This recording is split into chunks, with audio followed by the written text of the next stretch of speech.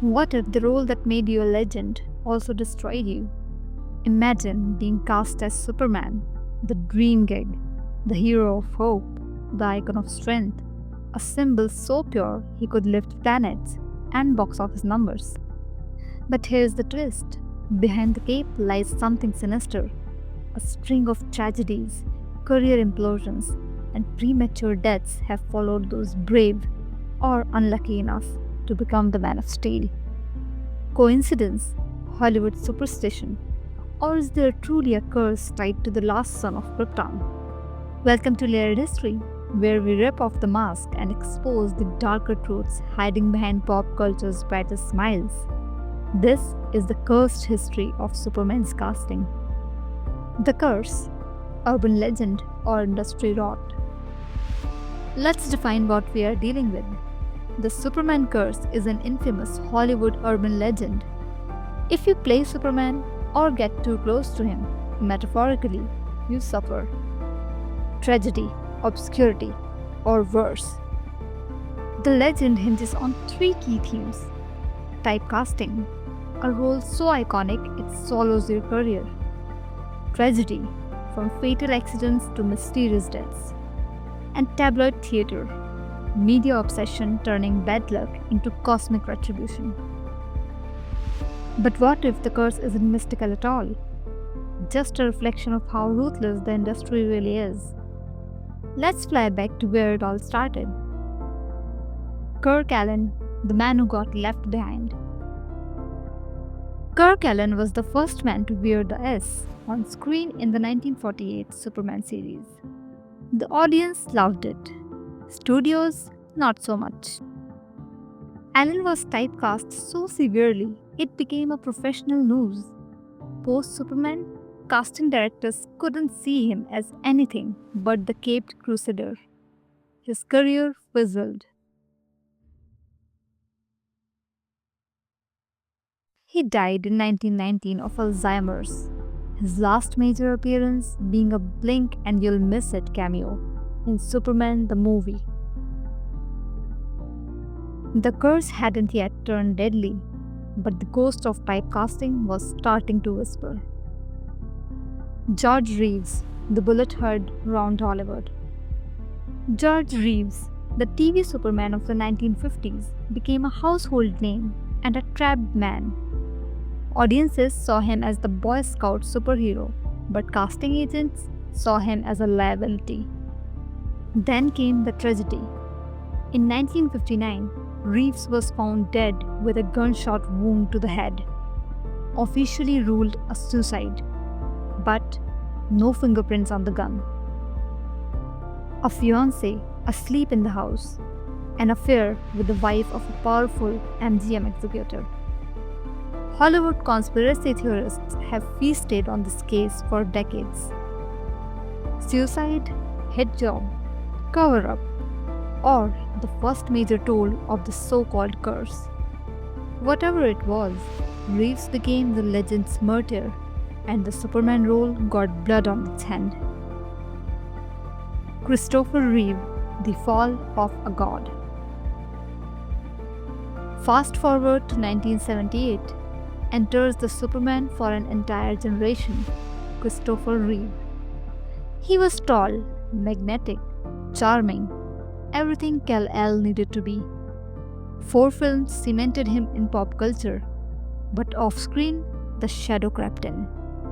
In 1995, Reeve was paralyzed from the neck down in a horse riding accident. Suddenly, the Invincible Man became a symbol of fragility. He fought back through activism, public speaking, and sheer willpower, but he died in 2004 at 52. His wife, Donna Reeve, a non-smoker, died 2 years later of lung cancer. That double tragedy cemented their story in the curse canon. Was it cosmic irony, pure misfortune, or another take on the curse's hit list? Margot Kidder, Lois Lane's unseen battle. Margot Kidder, Reeves' co-star and the definitive Lois Lane, had demons of her own. Diagnosed with bipolar disorder, she disappeared for days in 1996, later found in a paranoid fugue state. A car crash derailed her financially, and in 2018, she died from a self inflicted overdose. But Kidder, she called the curse bullshit. Her words, "That's all newspaper created rubbish. The idea cracks me up." She fought hard, lived louder, and didn't give the myth an inch. But her life still became another thread in its tapestry. The forgotten victims. The curse doesn't stop with the leads. Lee Quigley, the baby Superman from 1978 films, died at just 14 from solvent abuse. Richard Pryor, the comedic genius of Superman 3, battled MS and passed away in 2005. Jerry Siegel and Joe Shuster, Superman's creators, were famously shafted, selling the rights for just $130, living most of their lives in obscurity and financial hardship. Even the Fleischer brothers, who animated Superman in the 40s, lost their studio and went bankrupt. It's not just the cape that's cursed. Sometimes even sketching it out is enough to ruin you. The ones who escaped, sort of. Not everyone fell.